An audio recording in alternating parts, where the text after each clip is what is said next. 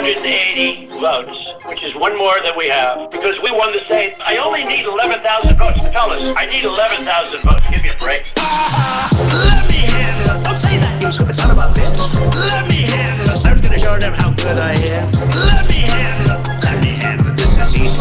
Let me handle it. And I made the mistake. Why would you give up a primetime show? My life was so simple, and then I did it, and look what happened. Now we gotta make it great again. Our country's embarrassed. The whole world is laughing at us. But is there any place better to be than a Trump rally? Crooked Hillary Clinton and the Democrats. How would you like to have her as your wife? What kind of sick perverted mind does that?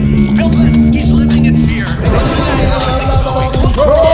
in the middle of the pandemic. Where's your mask? Where's your mask? You have to remember. Where's your mask? Where's your mask?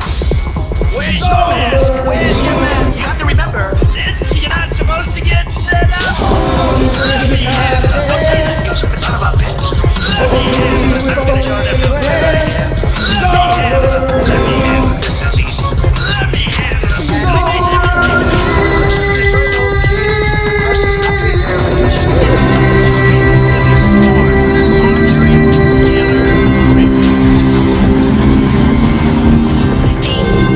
temple and the Mimicry. Green Appeal, surprise, it serves China and China only. Really, what it all is going to do is help this thing out as much as of China. It's sad. Really sad. China. It's sad. Really sad. Let me handle it. Don't say that, you stupid son of a bitch. Let me handle it. I was gonna show them how good I am. Let me handle it. Let me handle it. This is easy. Let me handle it. I made the mistake.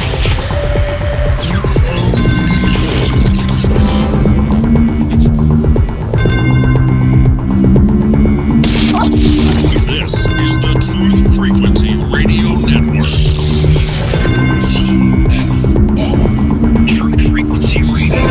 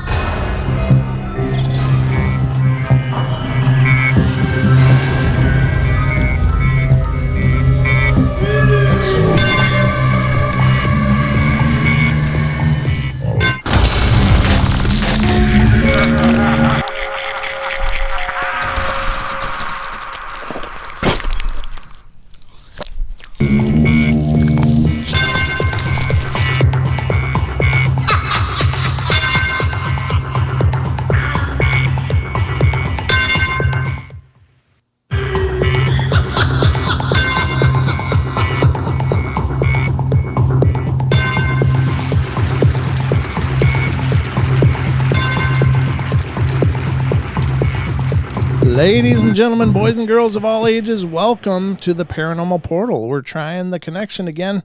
We're going to see if we can get this to work tonight. A little noisy. Trying the network connection, as it were, but you know what? I'm going to disconnect that and reconnect it, and hopefully we can make some kind of magic happen here.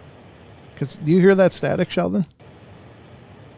Yeah, it's fainter than it was before, but it's it's still there. Let's try it again. I'm just going to try this again, ladies and gentlemen. Stick with us as we try to make this right. What did I just do? Yeah, I just pulled it out. Okay, good. All right, so let's try it again. See if we can get it nice and quiet. And we are connected. Ladies and gentlemen, welcome to the Paranormal Portal. It's Friday night, and I can't think of a better way than spending Friday night right here with all of you. I just realized I forgot to turn on the moon. Can you believe it? I can't believe it either. For those of you watching on YouTube, you'll know what I'm talking about. But for those of you that are watching the sounds hit your ears, then you don't know what the hell I'm saying. But there's stuff lit up behind me, and that's part of it. So part of the fun that is the portal. But anyway, welcome everybody to the show. We have 2 full hours of fun ahead of us, and I know that I can't wait to spend it with y'all. And we're going to get into a lot of Bigfoot stuff tonight. I've got several reports on the BFRO. I've got an encounter story that we're going to get into, and several things like that. So I know this is a great thing, but as you already are well aware of, I'm not alone because Sheldon Thomas is here supporting one half of the show as my co-host tonight. How you doing, buddy? No way. I'm here. What? You are here. You're still not in sync, but yeah, I'm still speaking like in a kung fu movie back in the 80s or 70s. Yeah, either one. Yeah, yeah, absolutely. A bad dub. It's like a bad overdub, but it's okay. Your voice still rings true in our hearts, Sheldon. So my voice is still beautiful. That's all that matters. Like a choir of angels. Absolutely. That's right. Yeah, we'll go with that. But anyway, we got a lot of great things ahead tonight, and we can't wait. Personally, I'm always excited for the Friday shows. I love doing the 2-hour shows because it's a lot of time just to hang out, discuss ideas, discuss things, thoughts, theories. Not only talking about what people have seen and experienced, but then to break it down a little bit and try to figure out what the hell's going on here. Because I think that's the hidden treasure in all of this stuff. Like the paranormal isn't where things broke and went sideways. It's the clues. I've always called them the breadcrumbs, demonstrating the possibilities that exist within this world and our reality. And so I love this stuff. I really do. And thank you to all of you who are here, are already here, or those that will continue to come in as the show goes on. We always love your presence in our life. But I think the best place to start, Sheldon, is probably the news. What do you think? I think that is the perfect place to start. All right, ladies and gentlemen, we're going to go into the Paranormal Portal news.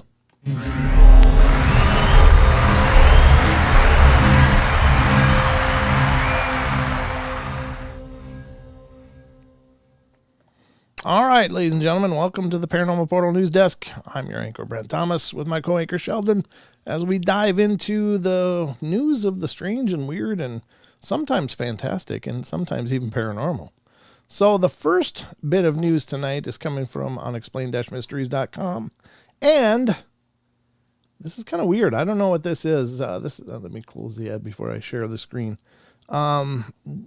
This is, I don't think this is always the case, but I think it's like a demonstration. But let's see what it says. It says ghosts and hauntings is the part, the segment of the unexplained-mysteries.com. But his balcony of dolls haunts Venezuela's capital. I've never heard of this, and I've heard of the Isle of Dolls in Mexico, but the balcony of dolls is a whole new thing. It says a chilling spectacle awaits anyone who happens to gaze upwards while passing the notorious El Muerto corner. That's the death, right? That's not a good way to name a corner. on the balcony of one particular 2-story building in the middle of the Venezuela's capital city, Caracas, is a spectacle so disturbing that it wouldn't look out of place on the set of a horror movie.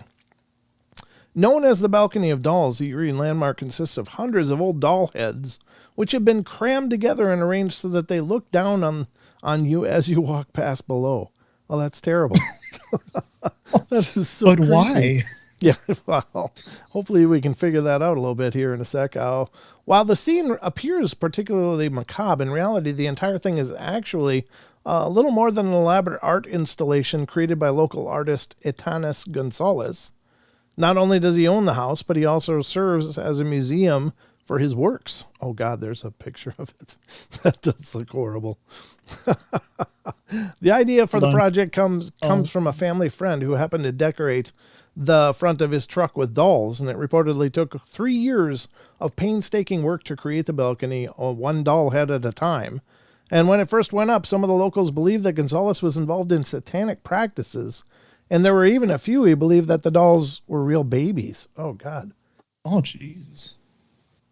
Yeah, that's plenty disturbing. It says, fortunately, however, the spectacle has since come to be regarded as a celebrated local landmark. Yeah, that's creepy. For those of you, let me give a copy of this link to those of you on TFR so you can appreciate the beauty of this landmark.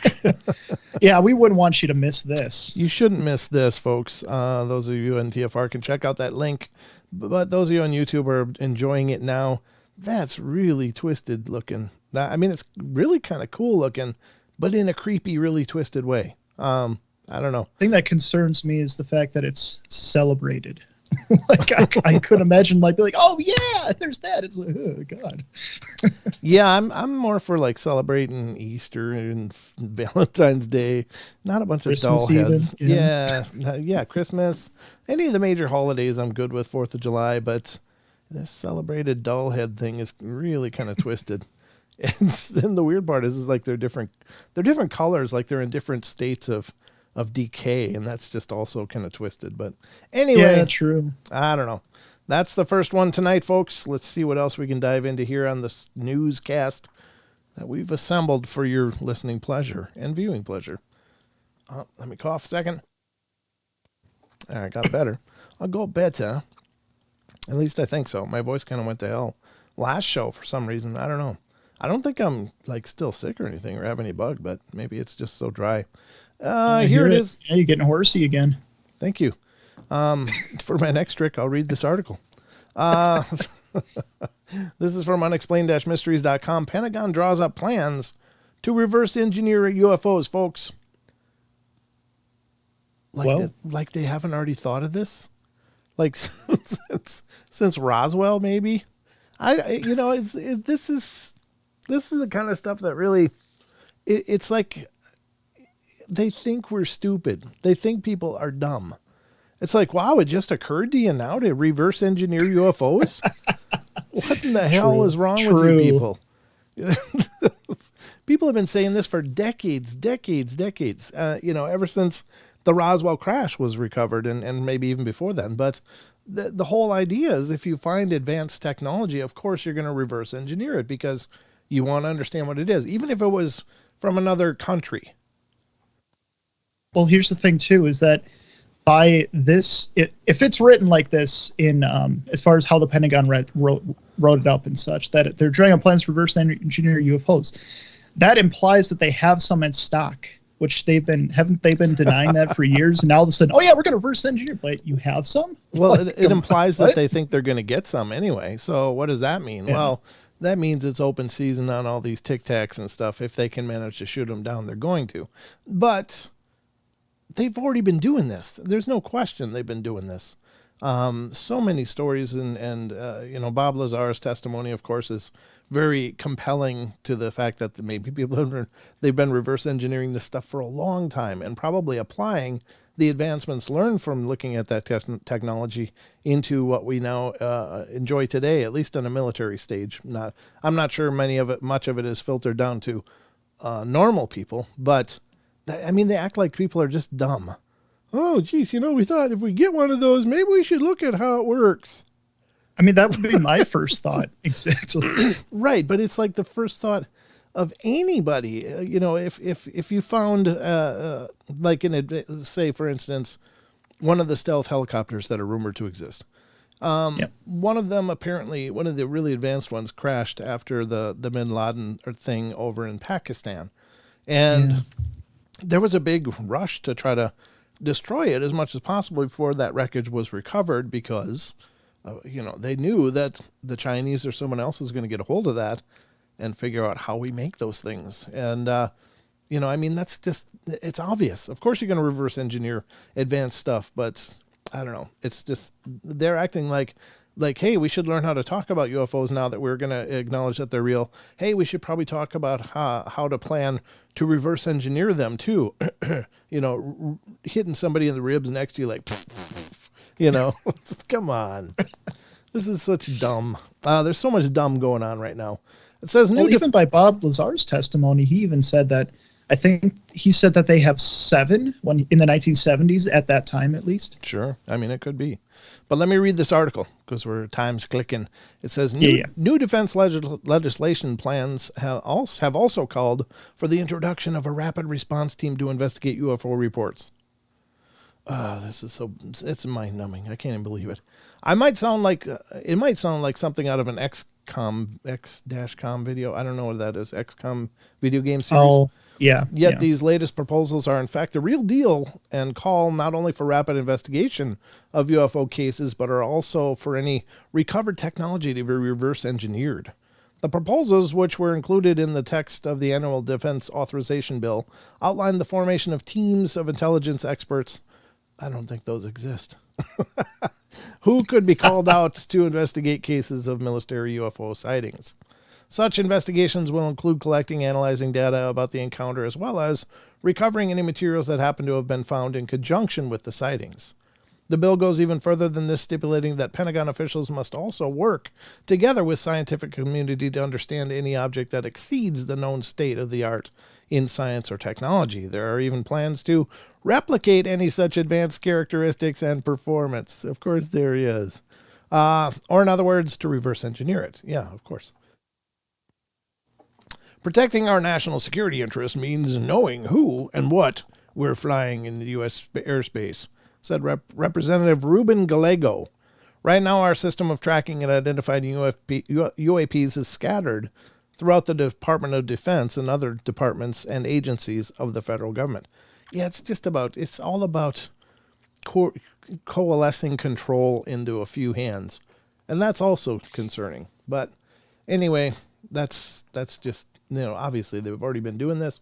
There's something else at work with this bill. It's not just about UAPs and stuff. There's something else. It's just all about centralizing control of a lot of things is what it sounds like. And that is scary. Just saying. All right, let's go to the next one. This one's out of the disturbing land. I'm a fan of Elon Musk. I really am. I think the guy's a genius. I think he's done incredible stuff. However, his willingness to venture into possibilities to me is also concerning, at least in the case of this possibility. It says Elon Musk to start testing chips in human brains next year. Oh. There you go, folks. Musk's company Neuralink is set to begin testing its brain-computer interface chips within a few months.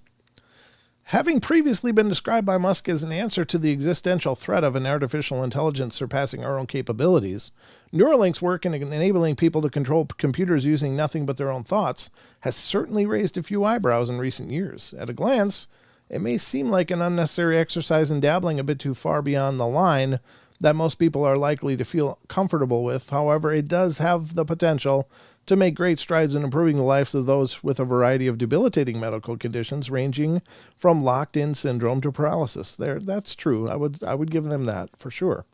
It could also make it possible to enhance the human condition, providing powers that could range from superior vision to the ability to replay memories inside one's own head. That's the thing, though. If you can replay the memory, then how come somebody can't just download it then? And then or manipulate. Right. And what do you know? I mean, if it can be converted in data, then it can be corrupted. Suddenly you got people remembering horrible things that maybe never happened, or forgetting things that they did see happen, That's creepy stuff. Yeah. It says so far Neuralink's chips have only been tested in animals. However, Musk recently hinted that human testing is likely to begin as early as next year. We have the chance with Neuralink to restore full body functionality to somebody who has a spinal cord injury, he said during the Wall Street Journal CEO Council conference on Monday. I think we have a chance, and I am emphasizing a chance to be able to allow someone who cannot walk to use their arms and be able to walk again naturally. I don't want to raise hopes unreasonably, but I'm increasingly convinced that this could be done. The first step towards testing in humans will require getting the FDA's approval. However, Musk seems pretty confident about this as well, noting that Neuralink's standards for implanting the device are higher than what the FDA requires. If these chips can achieve what he believes they are capable of achieving, it should certainly be a worthwhile endeavor and could serve to revolutionize thousands of lives. Yeah, but I don't think he's focused just on people that have debilitating conditions. I think he's focused on like everybody. I don't know. Yeah. I'm not sure where he's going with this. I mean, Rachel.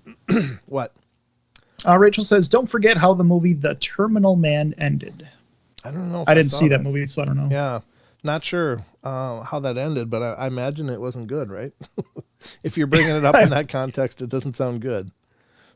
See, the thing is, I couldn't trust any company, organization, or anything to ever voluntarily do this. I couldn't. You see, there's a flaw in this whole plan.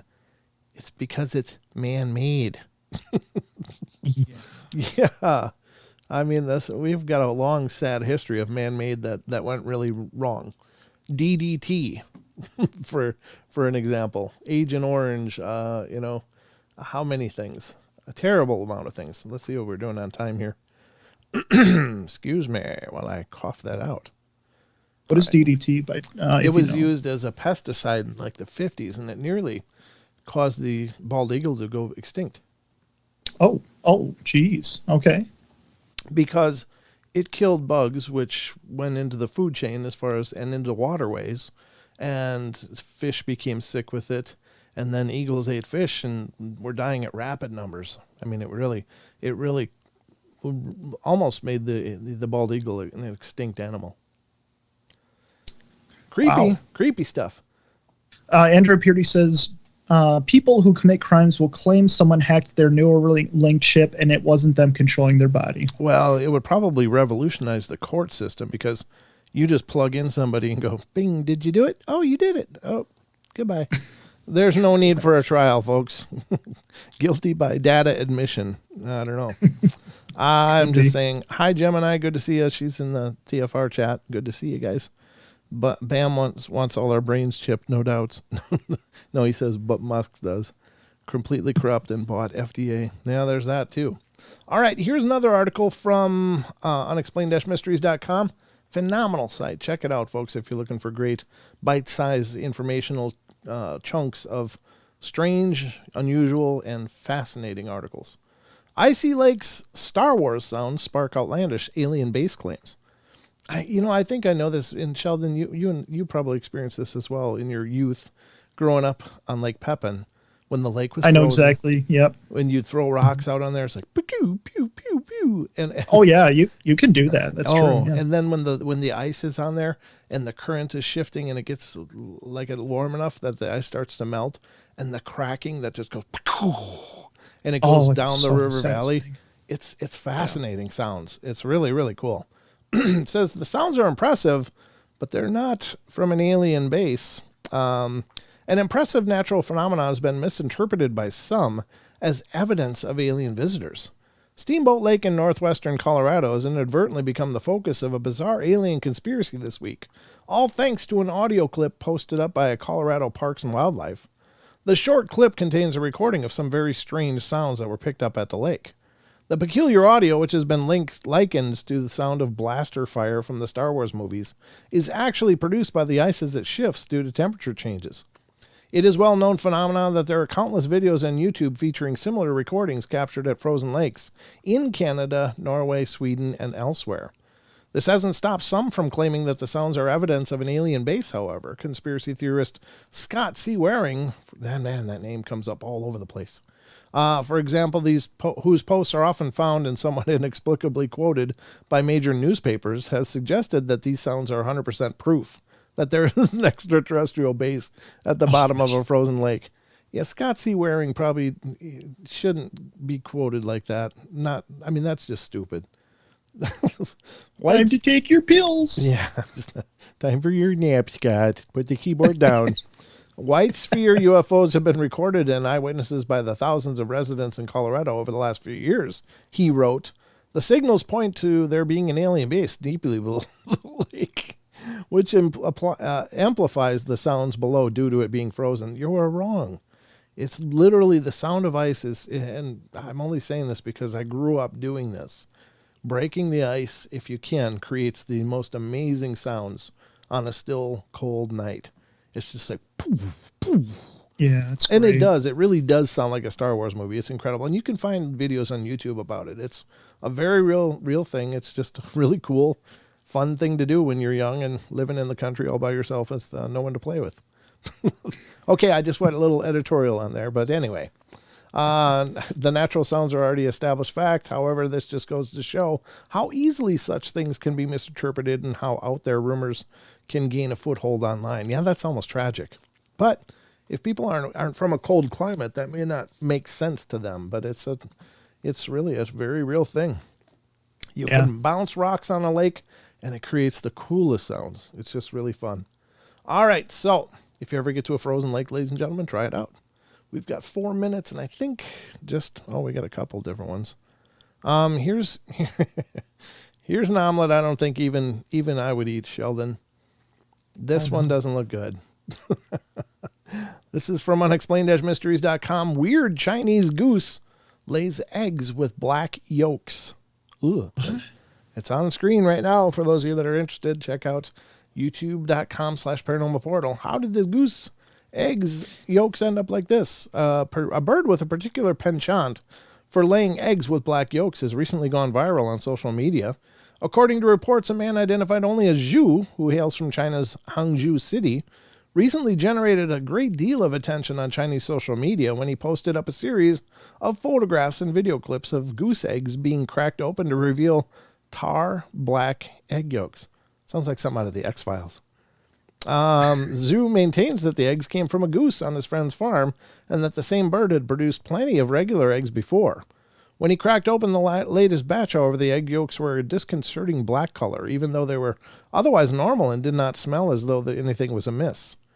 His postings received a variety of comments from other users, with some suggesting that the goose may have been feeding on black mulberries. It's not like eating asparagus and having weird urine. It's like green eggs and ham, but black. Yeah, which are known to boost melanin production. Despite the fact that there are indeed mulberries growing on the farm, Zhu remains unconvinced.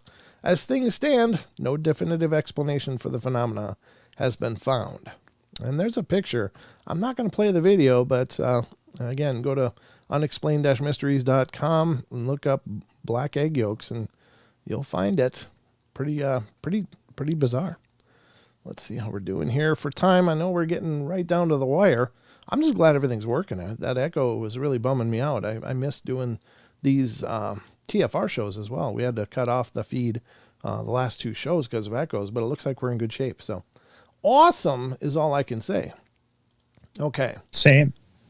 You can say awesome too. So yeah, we've got a lot of fun on deck here, folks, and we're going to be getting into a lot of Bigfoot stuff tonight and some really cool stories, some BFRO reports that I think, well, they're all Class A's. I farmed up a bunch of Class A reports for us to go through tonight from the BFRO.net, Bigfoot Field Researchers Organization, and we're going to check into some of those. We got a couple of encounter stories to get through, as well as a lot of the normal strangeness. We're going to do some normal strangeness in the next segment, and then in the last hour, we're going to get into all these Bigfoot reports. So, and if we get time, we're actually going to dive into an article from mysteriousnuniverse.org, and we'll talk more about that in a little bit as well. So, lots on deck tonight, folks. Lots of fun. And, oh, yeah. I wanted to make sure to mention, too, before we hit the break, remember to stick around afterwards, of course, for our good friend Paisley Wild, who will be coming up after our show, after the 2-hour Portal show. You can stick around on TFR iHeart, tune in and TalkStream Live, and catch Paisley Wild, The Spaces Between. She'll be coming up next, and it's a great show. She's a wonderful friend, and lots of phenomenal information, and just good fun. I like listening to her talk. She's got a really good delivery. It's just real mellow and laid back and pretty cool. So, all right, we're going to go to break. Don't go away. More of the Portal in a moment.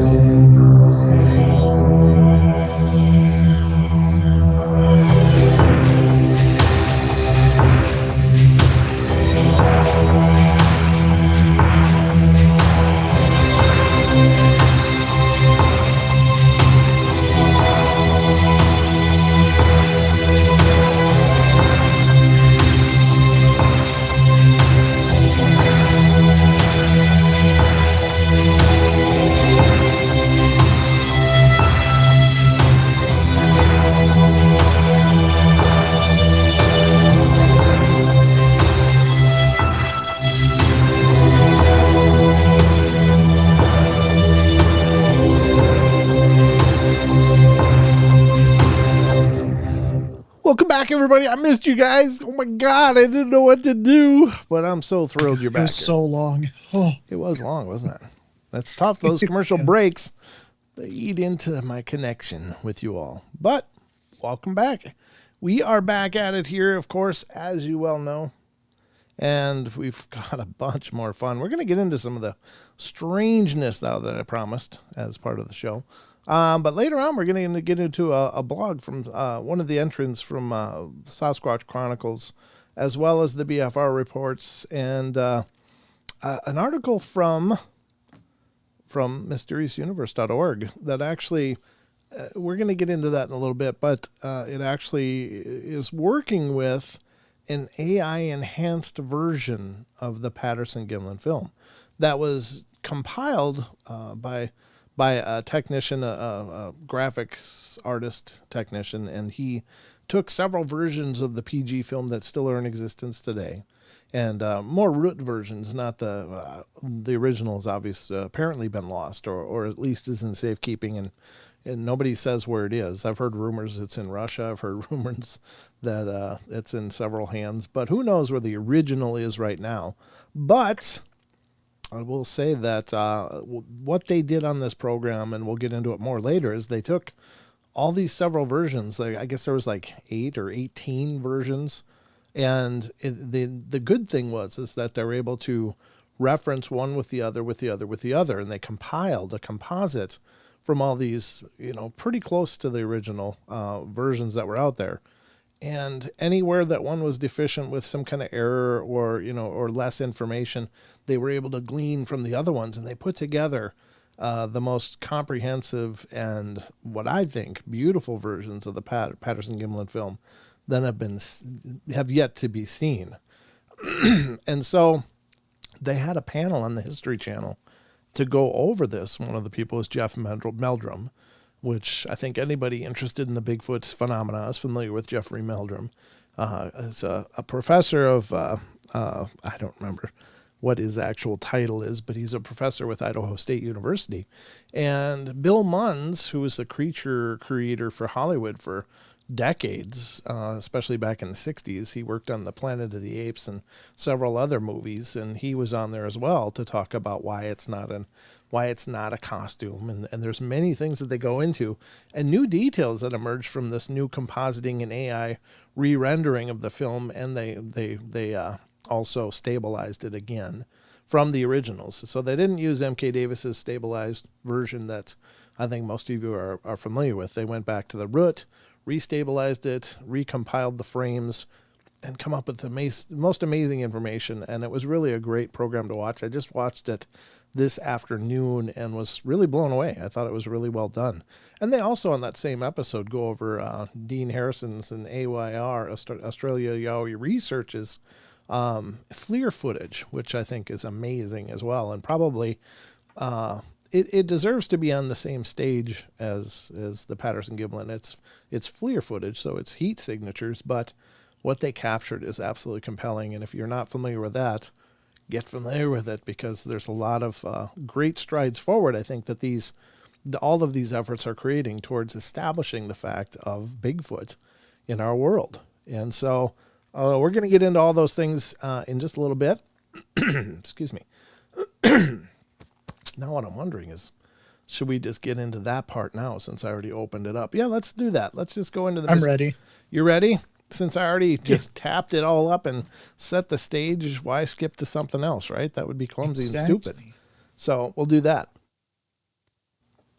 So on MysteriousUniverse.org, often we feature articles by our good friend, Mr. Brent Swanser, but this one was written by Paul Seaburn, who's another really fantastic author that submits work to Mysterious Universe. His articles are very great and very well put together as well.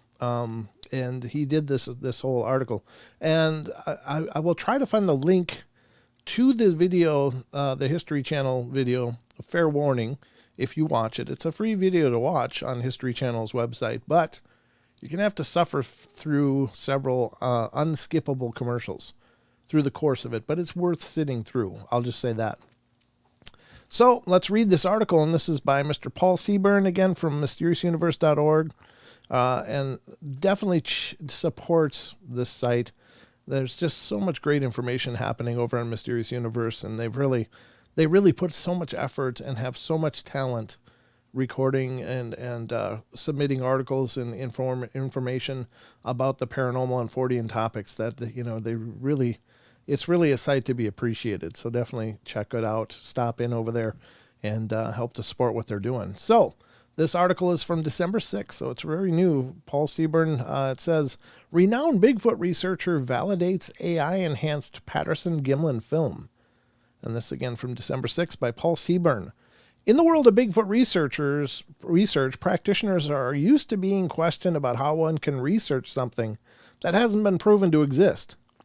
In the world of Bigfoot research, one practitioner with the credentials to back him up is Dr. Jeff Meldrum, professor of anthropology and anatomy at Idaho State University and author of Sasquatch, The Legend Meets Science, April 1st, 2007. And focal point, after Bigfoot, of course, of an episode of The Proof is Out There. This is the link, and I'll tell you what, I will grab that now.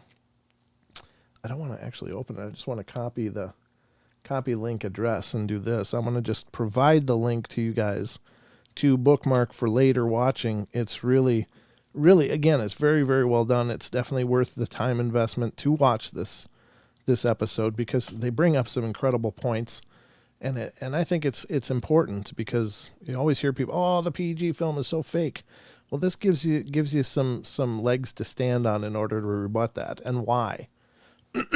All right, so it says The Proof is Out There. Watch promo here in which he reveals all new information on the infamous 1967 Patterson-Gimlin Bigfoot film and his take on it in 2021.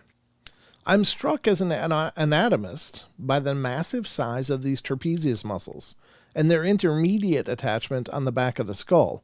This is not a human configuration at all, but something that is an intermediate between a human and a great ape. Now, for those of you that aren't sure what that means, the trapezius muscles are the big stack that weightlifters get, along the side of their neck that goes to their shoulders. It gives that lump. It makes the, weightlifters have that real broad look. Well, that's the upper trapezius.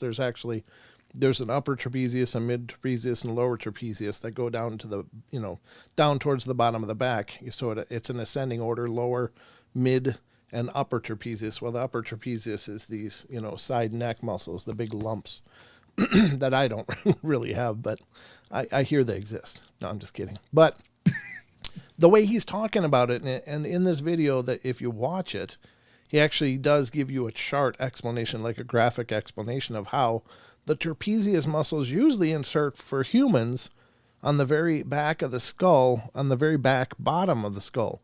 But in the primates, it actually inserts on a bone ridge up on the rear of the skull. So that's why Bigfoot is often, and gorillas look the same way. They look like they don't have a neck. And it's because of the insertion point of the trapezius muscles on basically a ridge on the back of the skull rather than on the bottom of the skull where it doesn't take up our neck space like that. But it's so much more powerful in these, primates and hominids, I suppose. But that's one of the reasons why. So I just wanted to explain that because hearing words like that for a lot of people is like, what the hell does that mean? Well, that's what it means. And it's really pretty cool. All right, let's continue on. For those who have viewed again the shaky, grainy Patterson-Gimlin film, and don't remember seeing any massive trapezius muscles or even know where to look for them, host Tony Harris introduces computer scientist Isaac Tian, who first explains that what you are looking at is a copy of the film. The original was mysteriously lost. To compensate, Tian took 22 different copies and used artificial intelligence and 3D algorithms to integrate the best of all of them and then stabilize the result. The final version looks like what everyone wishes all Bigfoot videos look like, clear and steady. There are details that are very distinctive of the way in which this patty creature walks. One of the characteristics that seems to distinguish the Sasquatch foot from the human is the lack of an arch, a longitudinal arch, which is the kind of springboard creating a more stable platform in the human foot. and referring to the creature as Patty. What he's talking about, of course, everybody knows you have an arch in your foot. Well, with us, our heel is, back here, using my hand as an example. So here's our leg bone coming, our leg bone. That's scientific. Here's our lower Heel? leg. Here's the heel. And this is pretty close to the way our foot is, except the heel would be, the calcaneus would be produced back here. But the hinging is on this back ankle. But on the foot, there's a longitudinal arch for us, which is like we push off from our toes and lift up. With Bigfoots, they have a mid-tarsal hinge or break, meaning that it hinges actually forward from the ankle, much like our hands do, where our big knuckles are, the main knuckles. And so that's what a mid-tarsal break means. And so what they were able to do was look at the footage and to see that, yes, indeed, the foot of Patty, the way she's stepping, she's called Patty, of course, because Patterson, Gimlin, Patty. The way she's stepping shows that definitely the way her foot is flexing would indicate a mid-tarsal hinge or break. And whereas with human, our foot just can't lift like that as it's walking.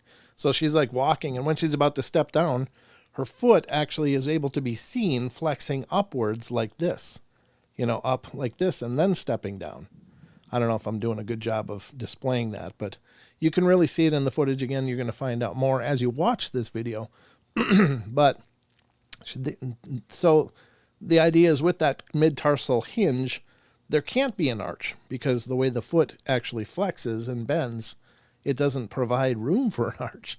So I think that's pretty interesting. But it says, referring to the creature as Patty, Meldrum says he can now see minute details like the feet, which he observes to have no arch like a human foot would. In fact, he claims by zooming in on the sole, the plantar surface of the foot, and the individual toes and toe stems, the cast for the footprint said to have been taken after the sighting is actually validated. He says he can now clearly see massive trapezius muscles, large triangular muscles that we just talked about, extending over the back of the neck and shoulders that move the head and shoulder blade. A butt crack is visible in 3/4 posterior view frames, and big breasts that swing as it moves, and hence the name Patty. So all of these were observable before. I mean, most of the stuff was actually brought out before. Even from the old version, they found hints that these things were the case. But this version, which is not, this is not a screen. What you're seeing on your screen is not a screen capture of it at all. It's not this, this good, but it is. There's much more details that are much more visible and observable in this version that they've created. It says, those are the key points Dr. Meldrum makes with this episode, which also consults some other Bigfoot researchers. After all of that, what does Dr. Meldrum conclude? She is absolutely consistent with what a bipedal hominid would look like. Sasquatch does exist. This writer has no qualms with the excellent detailed analysis of the new film, but feels this glosses over the fact that it's still an AI-enhanced or doctored video result of copies of a crude, albeit better than most, film. What do you think? Well, I think, I've talked many times throughout the history of the show about the Patterson-Gimlin film. One thing that I think is a pretty powerful takeaway when you're looking at the Patterson-Gimlin film, and I'll use my little finger squatch feet because it actually kind of plays in perfectly with this. These are my little squatch feet. This is the Paranormal Portal effects budget right here, folks. But when you watch Patty walk, the interesting thing is and Thinker Thunker did a great breakdown of this as well. If you get a chance, check out Thinker Thunker as he discusses the body proportions and mechanics of the walking of Patty and the physiological, the anatomy differences between what is Patty and what is a normal human being. Both of those are very well done and a great resource for you guys. Again, Thinker Thunker is the source for that. But when Patty walks, you'll see that the trailing foot actually comes up almost at a 90-degree angle. And when the first time that I really sat down and watched that video, I thought, my God, this is a creature that has adapted and developed with the need to raise the feet while it's walking. Like, it has to lift its legs to walk over uncertain or lots of debris and things. So it's a walking method that is necessary. If you think, like the way we grow up, we have plains. We grow up in plains. So we remove obstacles, or we create steps or things like that in order to accommodate our comfort. But these things would have had to have developed in woodlands where there might be logs. There might be lots of things that would trip you up if you're trying to move through the forests. And I can't tell you how many times I've ended on my face in the forests. It just happens all the time because we're just not really accustomed to that kind of walking. But if you look at somebody that's been in the woods, a good portion of their lives, you will see that they do tend to walk most of the time with a more developed, lifted gait. I got to make sure to move it. Those are my feet, huh? Bigfoot feet. So the other takeaway was something that was referenced in this article, was that they were able to look at the footage of the film and actually zoom in on the bottom of Patty's foot to a pretty good degree. And from what they could see on the film, they did take one of the castings that were taken in Bluff Creek right after the Patty sighting. And he was able to pretty much substantiate that, yes, the foot that made that impression that was casted is the foot that they're watching on Patty. Judging by the toes, the way that the foot was laid out, he was, and Dr. Meldrum he's got hundreds of casts on his own, but he's studied thousands of casts, I'm sure, through the years. And he's noted many tracks that show actual anatomical deformations in the foot that a hoaxer would never be able to produce.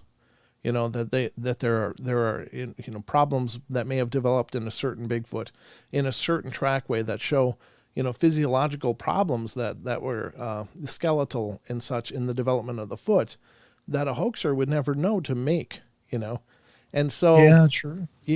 And he's a very conscientious guy. I really like, and I really believe that he's legit. And maybe for me it's a confirmation bias, but I will say that I do try to look at this stuff with the eyes of at least a little bit of skepticism, because I think it's important. If you're going to be someone that considers all possibilities, you've got to actually consider all possibilities. It can't be just what you want it to be. But I think that he objectively looks at things, and while I'm sure he's made mistakes, or maybe has, tripped up, on one thing or another through the years. The point being, I think he believes very much in what he's doing. Android says, the one thing that convinced me of the video was real when I first saw it long ago was setting the hamstring muscle in the back of the leg when flex when walking. How do you take that? How do you fake that? Well, that's a good point. That actually, in this newer version, a lot of the musculature is visible, more so than ever before, including the butt crack.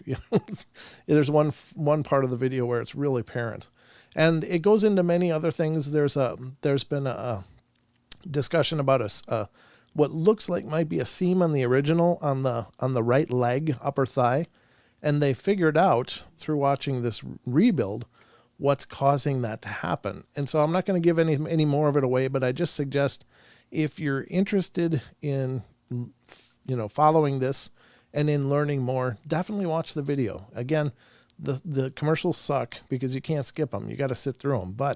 And there's a lot of them, just for the record. But it is well worth watching, because the things they discussed are really, really incredible. Now, Sheldon, you know the Patterson-Gimlin film, right? Now, which one is that? Because I get them confused quite often. It's the old. Is it like the? It's the one where the Sasquatch is walking to the side, like from left to right. And yep. Okay. Yeah, it starts out real shaky and then it gets steady. It's the most famous Bigfoot film. Yeah. So okay. That's the Patterson-Gimlin film that was in 1967 in Bluff Creek, California, was where that was filmed. I think so. 1967, I think. But Bernays Sauce says she's hot. I don't know if this is another conversation going on in there, if he's talking about Patty, but I don't know. Hey, to each their own, you know. Yeah, absolutely, they need loving too. I'm right. sure Squatch need loving too. So, yeah, I think it's just well worth the time. Now, when you watch that video, did you have an opinion of it? It looks real to me. I remember saying that, like, I don't see how this could be faked. Now that I know more, I especially think it's not fake, because you told me that the special effects artists at the time said that this couldn't have been recreated. Like, we just didn't have the technology and the techniques to do it. Mm-hmm. Yeah, Bill Munn's the guy that's he worked on the Planet of the Apes, which was at the time revolutionary for special effects makeups. And he's also, again, present for the review of this redone, enhanced version of the PG film. And he brought up some really important parts. And it has a lot to do with the musculature and how that showed through. It had to do with the way they have always had to do head pieces with attaching to body pieces, and why what you're looking at here isn't one.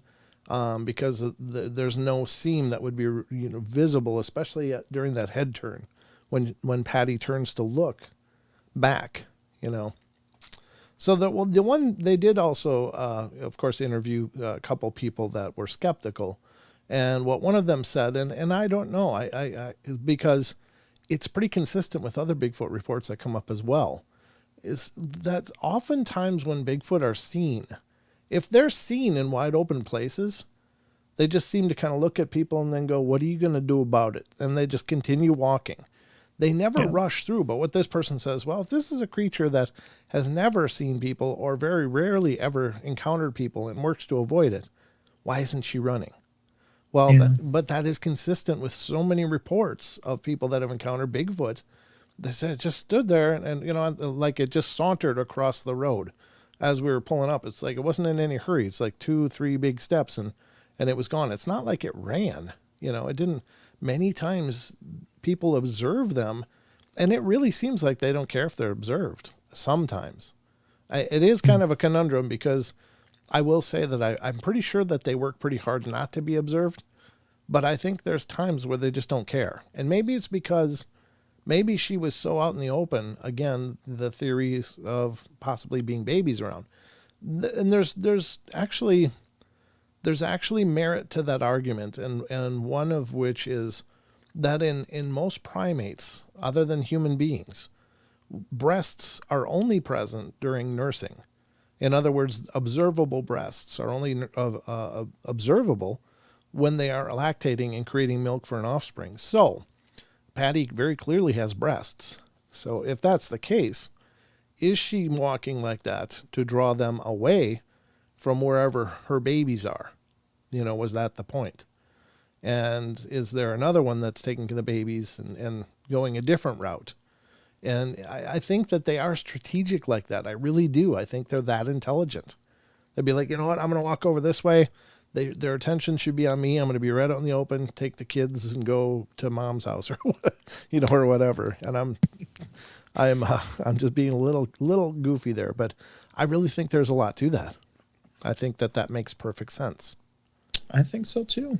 So, and we don't know obviously whether Sasquatch maintain their breasts in, even when they're not actively nursing a young, but if they do, if they are more primitive and more like the other primates than us, then perhaps there's that would be a good indicator that she did have young ones around. Eric brought up a good point too. What's that? Yep. He says, yep, that's why she kept looking back to make sure they were following. Maybe it was looking back to be like, okay, they looking at me? Okay, yeah. Yeah, exactly. Do I have their attention? Yes. Okay, good. Yeah, that could be too. Yep. That reinforces that point. Yep, because that's the other point. Why would she just turn and look and just saunter away? Well, that's a great point. Why would she? Well, what would motivate her to? Well, she's got breasts. She's probably lactating, and there's little ones around there that she's trying to keep safe. So could be. Yep. Yeah. Mm-hmm. Just some thoughts, but at any rate, I really can't encourage you enough to check out the video if you're interested in the subject, because I think it's fascinating stuff. But we are about at the hour break, And we're going to come Whoa. back and get into the BFRO reports. And then at the end, we're going to read an excerpt from the Sasquatch Chronicles blog of somebody that had a pretty cool experience that we're going to go over as well. So it's a Bigfoot kind of night here on the portal, so don't miss it, huh? We'll be right back as soon as the bell dings, and we'll get right back at it. There it is. Don't go away.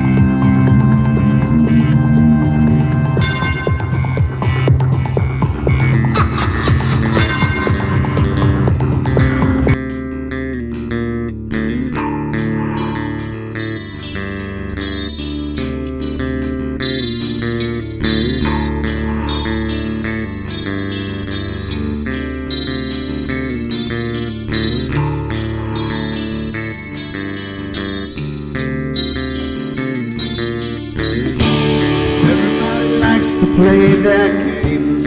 Everybody loves to place their bets.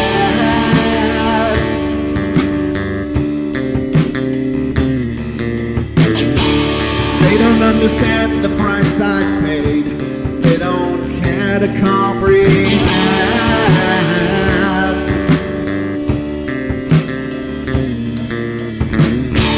Trace their lines upon my body, ripping scars across my heart.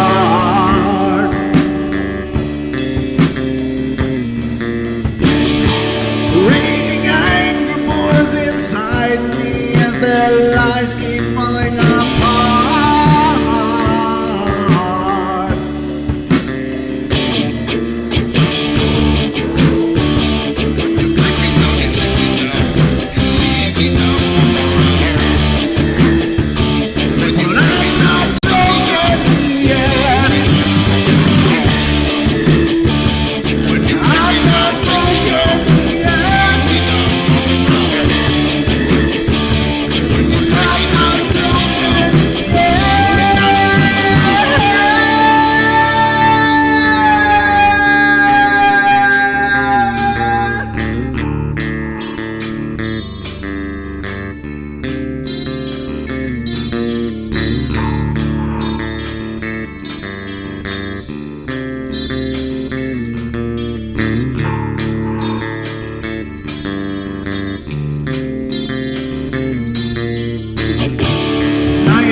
Finished with my silence. I am not a stupid boy.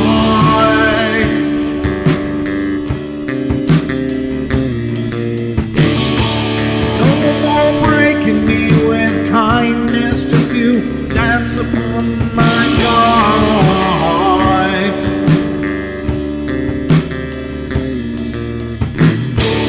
Leading me with empty promise. You're just another fucking mess.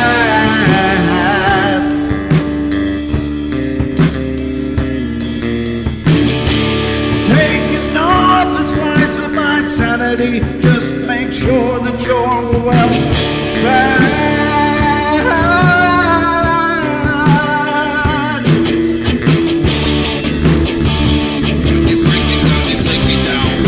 I'm not wrong, you get. I'm not talking yet. I'm not talking yet. I'm not talking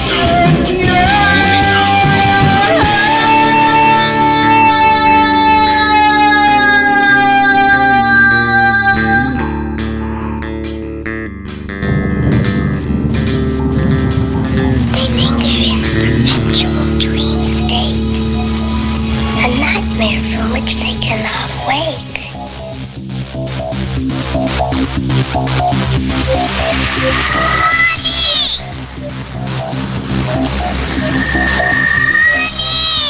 I can't see you, Mommy. Where are you? I've never sensed anything like it.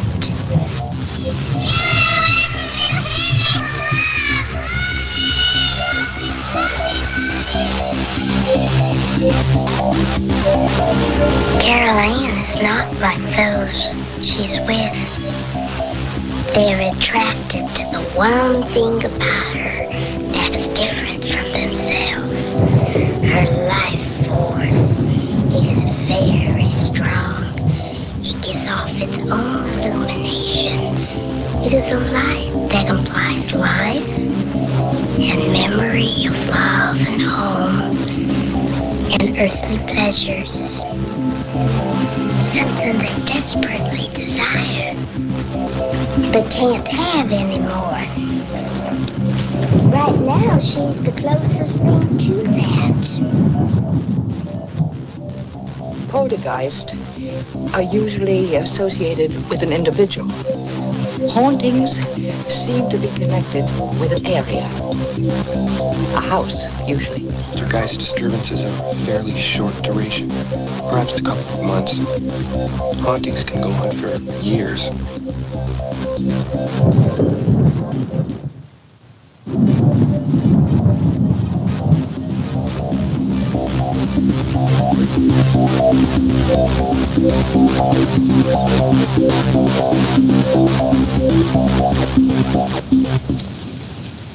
And there it is, folks. We are now into hour number 2. It just happened that quickly.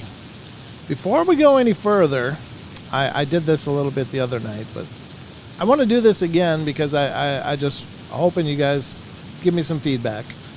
This is a staticky connection. I think I had to reconnect that again. I thought it was... Yeah, I was going to ask if it was raining over there. Just in the studio. Not mine, the TFR studio. Let me reconnect this and make it better. Ah, that's a sweet sound. That's the sound of quiet. Okay, let's try it again. We'll reconnect. I'm not sure why we get those sound artifacts after the bumpers, but it happens. It's easy to fix. It's just kind of I have to remember to do that. So I want to showcase something that I've been working on the last few weeks, actually a couple weeks anyway. I just finished it up, and it's an audio thing, but I want your opinion on it. Essentially, it's what I believe to be the new theme song for the Portal, and I hope you guys like it. Ooh. So, let me find out what the hell it is here. Hold on. Where is it? Here it is. All right. For your listening pleasure, ladies and gentlemen. Hope you enjoy it. Here it goes.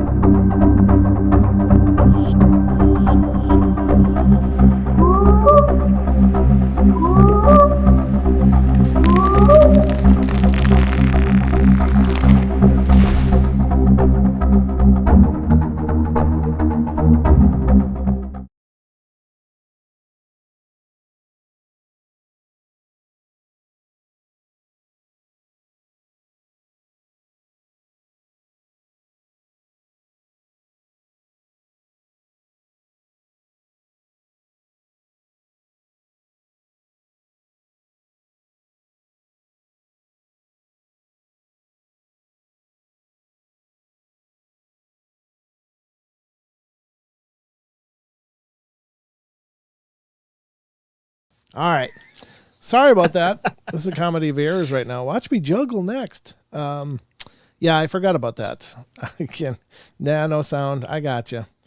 The problem is that I on the TFR network, for some reason, whatever sounds I'm playing don't go through to the network. Only the microphone does. And that's a function of Skype. Somehow that Skype connection doesn't grab all the other noise going on. But anyway, for those of you on YouTube, I guess you're the only ones that heard it, but I hope you guys enjoyed it and felt that it was a good song. I'm pretty proud of it. I think it better represents the show than Feline ever did. Feline was about a girl. It was only meant to be a placeholder, and I just took a long time to do it. So hopefully you found it at least to be better fit for the show. Anyway, we are going to get into some BFRO reports now, folks, and try to figure out what the hell's going on. What are people seeing? Now, these are all pretty new BFR. Oh, very primordial, Rachel says. Gets to the deep of the uncanny and paranormal. Thank you. I appreciate that. I appreciate that a bunch. Yep. It's a great song, Brent. Thank you, Eric. Appreciate it. Yeah. I agree. I appreciate it a bunch. Thanks, guys. You know, because when you're writing something, it's in a vacuum, and I've let a few people hear it. Sheldon, you're one of them, and a few other people heard it, and I got good feedback back. But you guys are kind of the beta test. You guys are the ones that I can say, okay, guys, here it is. What do you think? And I appreciate the positive feedback. I really do. Thank you, Rosemary. I appreciate that a bunch. Awesome. New music, Brent. So that'll be featured on episodes going forward, both here on YouTube and as well as the podcast. I'm trying to get my head straight because that kind of threw me for a loop. Hey, Minion. Hi. Do you want to come in and say hi quick? Your brother's here too. Aha. Are you going to say hi? Hi. Well, you want to use the microphone or you just want to do it that way? Hi. Say hi, everybody. Thanks for checking out my dad's show. Hi. Okay, thank you for that. All right, never mind. Let's move on. All right. My kid just tweaked out on the show here. But let's get to the BFRO reports, if you guys don't mind, and we'll see what's going on in the world of Bigfoot. Again, these are newer reports, and they're not newer incidents, but they're apparently newly reported to the BFRO. So we're going to talk about these now. Is there something you needed? Huh? What?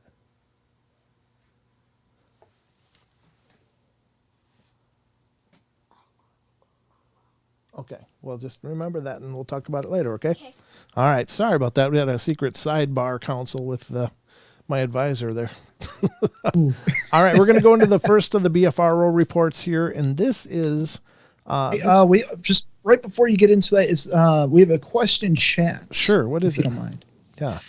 The Unknown asks, have you seen the new Bigfoot video on YouTube channel, How to Hunt? It's actually an amazing video. If not, we'll send it to you. Yeah, so I have not seen it. I didn't catch that one. So yeah, if you'll send it to me, that's great. I'd like to check it out, or at least send me a link. I'd love to check it out. Thank you. And yeah, I mean, I'm always open. If you guys ever see stuff online, you just say, hey, wonder what Brent thinks about this. Just send it over, paranormalportalradio@gmail.com. I love checking out these things, and I do see a lot of stuff online, but I don't see everything. So if you catch something good, even if I've already seen it, I appreciate you guys trying to help guide me to things that you think might be good for the show or good for discussion. So, all right, thank you, Unknown. I appreciate it, brother. All right, so this report it was just submitted November 24th of this year, but it's a Class A that happened in 1994. In the winter, in February, in the state of Virginia, in Prince William County. It's not a long, no, it is kind of a long one. So let's talk about this. It says, the location details: come off of I-95 in Virginia to Quantico Marine Corps Base exit. Head towards Camp Upshur, turn right, if you're going south or north off I-95, but main base can give directions from there. But my old unit is Camp Upshur, Delta Company, 4th, I don't know what LAI BTN is. What does that mean? Do you know, Sheldon? BTN is battalion, right? I don't know what LAI is. Anyway, I was stationed here. Yep, BTN is battalion, yep. Okay, I was stationed there in 91 to 95. And the investigator notes, these GPS coordinates are the witness's best guess for position of the Marines when they have finally observed the Sasquatch that it had been loudly stalking them for a long period just beforehand. So, the nearest town is Quantico Base, Main Base, Virginia, and it was a RT road. I don't know what that means, going to our training base. So observed, I was on a training mission at Quantico Marine Base in Virginia in 1994. Me and my squad were supposed to be a diversion recon team. To be short, we were reversing our way back to our relocation drop-off operation point when we heard something off in the distance paralleling our every move in the power line cut. I had night vision goggles, and so did Sergeant Wright, and he was at the rear.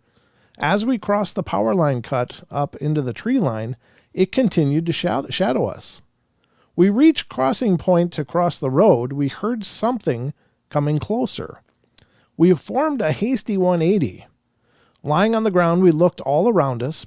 With my night vision, I saw what looked to be something estimated 8 feet high. I could see shoulders of something on both sides of this huge oak tree. We were startled. No civilian was allowed in this restricted area. We hastily crossed the road and met with others, two platoons, on other side of the road. Balloons, sorry. Obviously, I never did any military training, so this is what you get, folks. Thanks. On the other side of the road, gave our security password and proceeded on the mission. When we returned to base, we reported the incident to the commanding officer, and he replied, "It's a restricted area. That's impossible." Nothing was spoken of it again. He said he also noticed it happened just outside of Camp Upshur. We were training near base that weekend, and we were trucked outside base to, I believe, one of the other training areas, given a map and grid coordinate to objective operation point, the bridge outside our base camp. We were supposed to recon the bridge while other platoons reckoned on other side of the road. Why third platoon was acting as an element unknown task force. I don't know what that means. Other witnesses, Sergeant Wright, Jerry and Gary Newcomb, and First Corporal Daly and myself. Other stories? Nope. It wasn't spoken about after that drill weekend. I was a reservist at the time. Our commanding officer at that time was Captain E.S. Downs. I was his gunner on his LAV-25 and reserve small arms specialist. And it happened between 12 a.m. and 3 a.m. during training exercise. It was very cold, partly overcast, no snow on the ground, just outside Quantico Camp, Upshur, Virginia. Remember it like yesterday. It was hilly, thick wooded land. So that's not uncommon for some reason for Bigfoot. They do tend to be seen on military bases. I don't know why. You'd think with all of that noise and activity and stuff, you'd think they would avoid it. But they definitely... Yeah, that's weird. It is, but...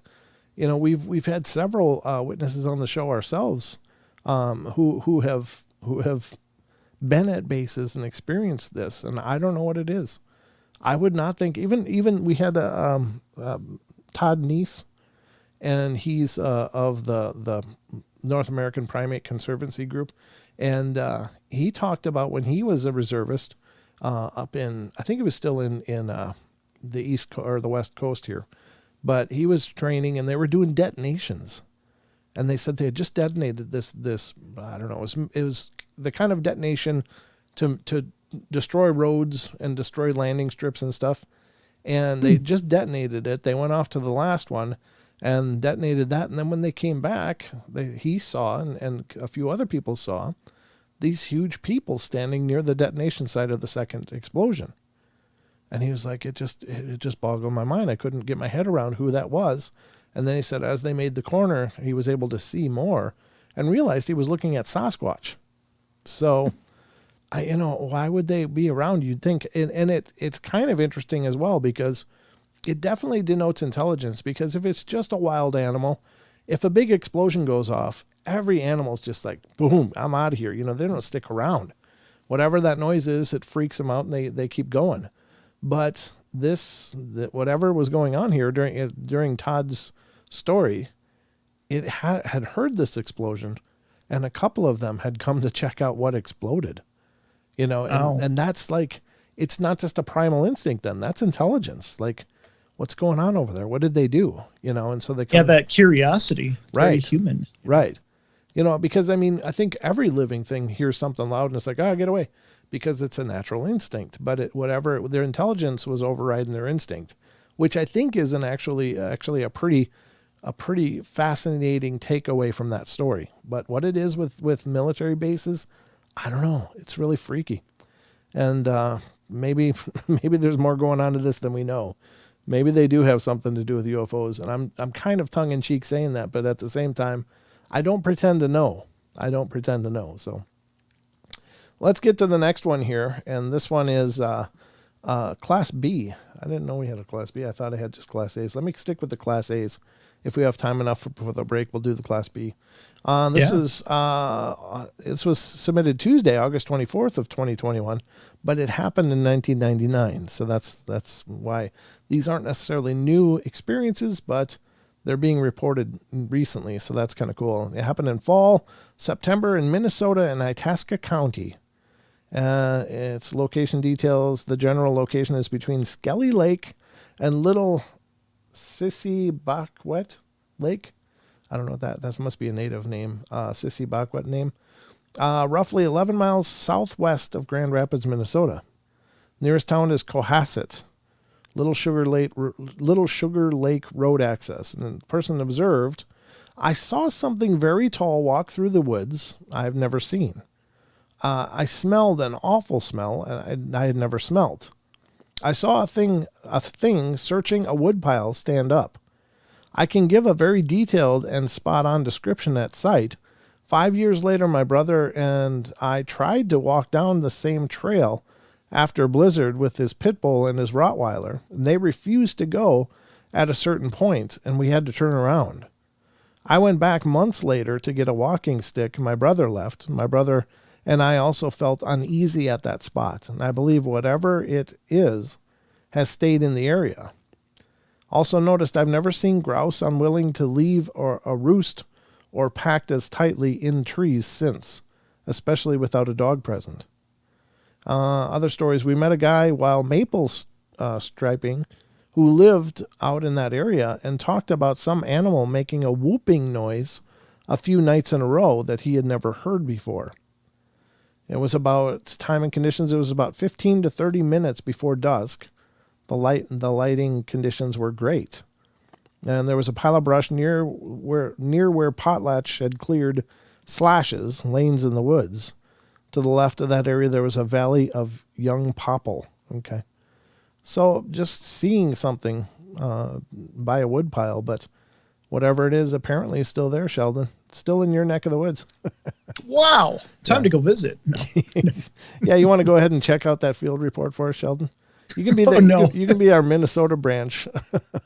This wasn't in the contract. I know, it's just weird. It's an evolving contract. What can I say? No. Ask Don how that works. Don, take this bacon and go check out that Squatch sighting. I'm just saying, you got to do it for the team. Take one for the team. Boy. And I can't because I'm just too far away. So you're gonna have to take that. Oh, you're just too far. Oh, I know it's not easy being me. It's not easy. All right, let's go to the last Class A sighting in this pile of reports that I pulled, and this was submitted by witness Justin Carpenter on Tuesday, August 24th, 2021. This is the one I just read, isn't it? Oh, yeah. I don't know. I must have pulled it up twice. I guess we're going to the Class B, folks, and then we're gonna come back and do the Sasquatch Chronicles blog entry after that. But this is this one's actually kind of a long one. I don't know if we can get time, but this is from 2021 fall, October 29th in Idaho, Elmore County, and 2.5 hours to the nearest gas station in Idaho City. So very remote. Nearest town is Atlanta. This is in Idaho. Yeah, I didn't know there was an Atlanta, Idaho. Roaring River Road 255 and observed while mule deer hunting in Idaho. I rode my ATV to the snow line on Road 255 southwest of Atlanta. I passed a truck with Alaska plates, and it was parked on the side of the road with no one around, just where the snow started. I was forced to turn around due to the deep snow about a mile from the truck up the hill from it, and I observed many large elk tracks in the snow, so I decided to move down in elevation to glass the timber strips. Elk season started in 3 days, so I wanted to see if there were any in this area. One of the location about a half a mile down hill past the truck, I parked on the side of the road. About 5 minutes into my search, I heard a knock to my right, about level with me, about 300 yards away, I guess. Very loud and solid. I first thought it was two trees hitting each other from wind. The wind was light, though. About 5 minutes later, it happened again, but the knock sounded different and a bit lower. Within 10 minutes, the Alaska truck drove by me with just a driver. He headed down elevation from me, and I continued to glass this area without a sound for a good 5 minutes. I heard a vehicle coming up the hill, and that person stopped to talk to me. He was a friend of mine from an old hometown in California. From my old hometown in California. Small world. I knew he liked this area and was happy to see him, and we started to compare our hunting apps on our phones and come to find out he was camped about 1.5 miles from my camp. We talked for a few minutes, and then a loud knock like I heard before, a bit closer and near level of us. And he stopped mid-sentence for a second, turned to the direction of the sound, but kept talking. A truck came by with a family in it and stopped to talk, and I told him the snow situation, and he headed up. He returned within 5 minutes and headed down the road to lower elevation. We heard one more knock lower and like further away, but not as loud, after the truck passed us, and my friend said, "What the hell is that?" I joked, "Bigfoot." He immediately said, "It is someone splitting wood." We then heard 3 more in the next 20 minutes, and I told him that woodcutter sure takes his time between splits. Then it happened. A knock behind us with a different tone, and it seemed farther away. Then another below to our right, but not as loud as the other knocks. Things went quiet for 10 minutes. We said, "See you later." He headed up the road toward the snow line. It didn't take long, and he was back and drove by me with a wave. I've not talked to him since then. Within 5 minutes of him driving by me, I heard 3 distinct quick clacks or knocks directly behind me up the hill, like rock, not wood. Then one faint wood knock below me. I stayed for about 15 minutes in silence and then left. Also noticed nothing. What else you notice? Nothing. So that's kind of a cool one. That's just more the wood knock thing, but it seems pretty clear that they use it to locate each other as they're hunting or gathering resources or whatever. But that's got to be kind of creepy. I mean, what else knocks? A woodpecker? Yeah, but when they do it, there's like brrrt, brrrt, or bat, bat. You know, I mean, usually it's pretty fast. Oh no, I'm not saying that that's what it is. Just being clever. Was that what that was? Trying to be is the correct verbiage. No, it was cute. I was thinking the same thing, but I was like, yeah, could be a woodpecker. No, it's just a really lazy one. Nothing. It's like the underachiever. Knocks every 20 minutes. Yeah. He's an underachiever woodpecker. This sucks. That's funny stuff right there, folks. But yeah, that's a pretty good class B. I mean, wood knocks are kind of indistinct because is it for sure a Sasquatch? No. I don't know that anybody's even observed them making the sound. So many people are not sure how they make it. Are they grabbing a stick and smacking a tree like it sounds? Are they doing it on their own body? Are they, when you ever watch video of like the silverbacks, when they rear up and puff their chest out and just bop, bop, bop, bop, bop, bop, they pound their chest, but it doesn't sound like you would imagine. It sounds very like hollow, surprisingly. And I don't know, maybe they fill their lungs up with air to get that resonant quality, but when they do it, it's just like, and it's pretty wild. It's not a sound you would expect to come from a gorilla. And so is these wood knocks, are they being done? Some people have theorized it's just a, real solid clap, that they're so strong and their hands are so big that it's just like, pow.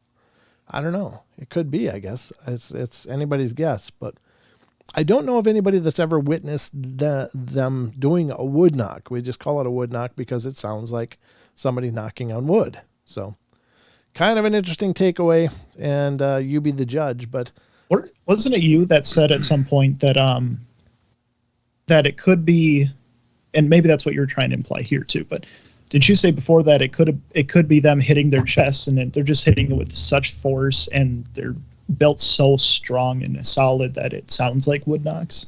Wasn't it you that said that? Yeah, like literally seconds ago. I was talking about the silverbacks and how they hit it, and it's a surprising sound. So maybe the Bigfoot are doing the same thing. Okay, so it's literally what you were saying. Okay, I'm sorry, I was typing. Glad you could join me. Thanks. Just let that die. Oh, this is my co-host, Mr. Good Intentions. Thanks, Dad. Anytime, buddy. Anytime. There's the bell. Let's go to the break, and we'll come back and read that blog and call it a night, I think. Don't go away. We'll be right back.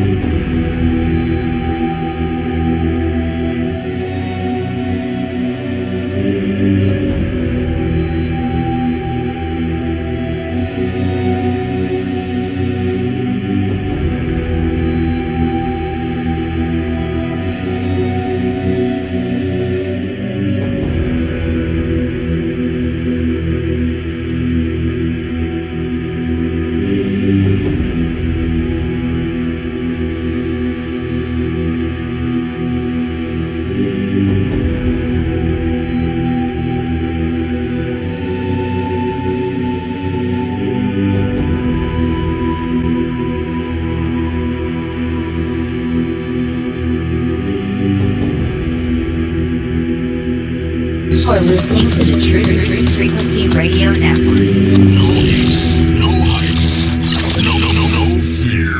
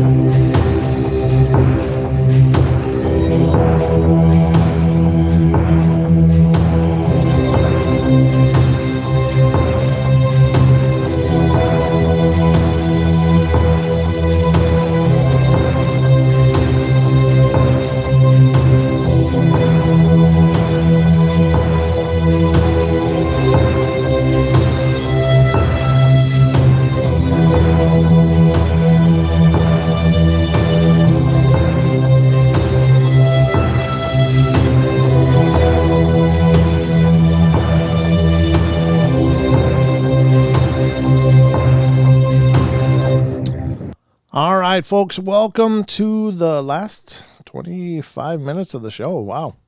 It's gone fast. It really has. Did you notice that something happened that I have never seen happen here on the show before, ever? Did it happen to you too? Yep. Everything on Skype, my connection, every connection, muted. Got muted? Like that. I've never ever seen that happen. Even my own connection got muted. I have no idea how the hell that's possible. Because it was me. What did you do? I all the ads were blaring in my ears, so I wanted to mute it for me. I didn't know it muted for the whole call. So how did you do that exactly? Just explain it. Don't click anything. Okay. I went to like you know how in Skype it says, +2, or that there are two people in the call. I clicked that and I just clicked the mute buttons. Oh man. I was like, what in the I hell's didn't going know. on? All of a sudden, it's like all of a sudden it was just dead. I was like, what the hell's going on? That's your button clicking privileges are over for the night, just for the record. Oh, that's fair, actually. That's fair. Just sit there comfortably and we'll get into the rest of this. So folks, we're kind of doing a Bigfoot roundup here tonight on the Paranormal Portal, and we're going to discuss some other aspects of it, and in terms as it relates to a story that was shared on Sasquatch Chronicles blog. I talked to Wes. I said, hey, can I read that on tonight's show? He's like, yeah, go ahead. God bless you, Mr. Wes. I appreciate your kindness and accommodating nature. And I will say that many people report that when Bigfoot are around, that you'll hear these like really bad owl impressions, like, whoo. Like it sounds like an oversized owl, like, it's not like that. It's like, ooh. Like seriously, people talk about these like robotic owls. It's like, it doesn't quite fit. It doesn't sound like a normal owl. And so many people believe that they mimic things. And of course, we've talked about that as well. When we interviewed Linda Godfrey, she told a story of where she lives in the Kettle Moraine area of Wisconsin, when the kettles are these impressions where the forests go down in these like bowl impressions. Well, she lives on the edge of one, and her neighbor would always go out on her back porch, and as she got phone calls, she'd be like, oh, hello. That was her big thing. That was her common way to answer her phone. And Linda said she was out on her porch and she heard some noises coming down from the kettle in the forest down where nothing, like no people are. And she heard, oh, hello. Like that. Oh. Like it was mimicking the woman, right? Many people have talked about how they hear their pets being called into the woods by a voice that's not their own. Oh no. Yeah, like hear kitty kind of stuff, and oh yeah. So I mean, they very well may be mimicking and copying us. There's some people that suggest maybe they even know our language. That may or may not be true. I mean, there is a history in the First Nations of trading with them, of possibly trading goods with these forest people.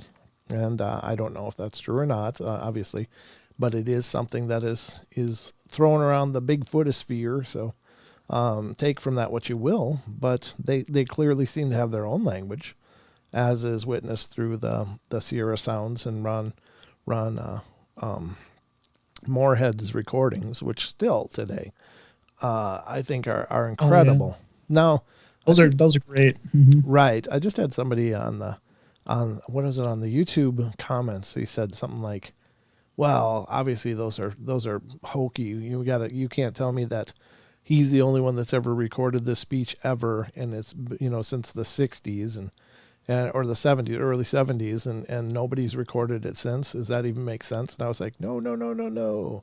You're absolutely wrong. Actually, hundreds of people have recorded fragments of that, but these are still today remain the most pristine recordings of this vocal speech that the Bigfoots have. And this is heard all over the world, including, over in Australia, they hear the very much like the samurai chatter kind of speech from the Yowies, and in Russia that's reported. In Asia for the Yaren, apparently they have reports of that as well. So This is not exclusive. We don't know if it's the same language or if there's regional specific dialects or not. We don't know. But it is reported all over the place. But so they are a vocal creature as well. Mimicking seems to be something that they do. If it's a mind game or if it's because they're, trying to call our puppies out to the woods for a quick meal on wheels, you never know. Oh no. I know, right? It's horrible. Horrible thought. But I mean, this is a being that survives on what it can find. It's not like it doesn't have a garden. It's not, it follows berries, it follows game, and some of the easiest game to catch, I'm sure, is if it's not us, it's our pets. So let's get to Android says, don't all primates live in big groups like gorillas, chimpanzees, baboons? Sasquatch might be the only primate living mostly in solidarity. That seems to indicate high intelligence.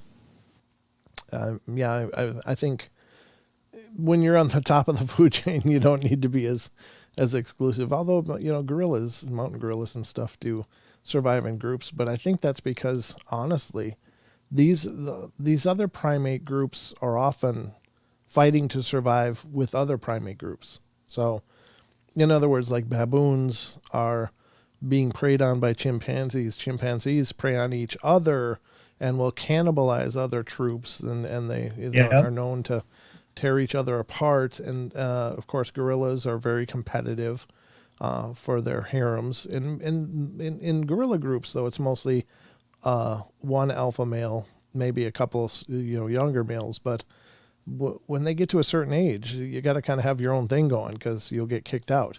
But there is several females in these family groups, but usually one dominant male, as I understand it. So could that be the same for the Sasquatch? Maybe. But maybe it's just one male, one female, and then whatever offspring they have.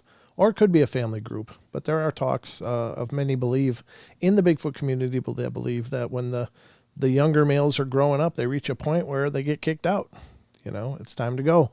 We can't support you as well anymore. And so they have to go out and forge their own way.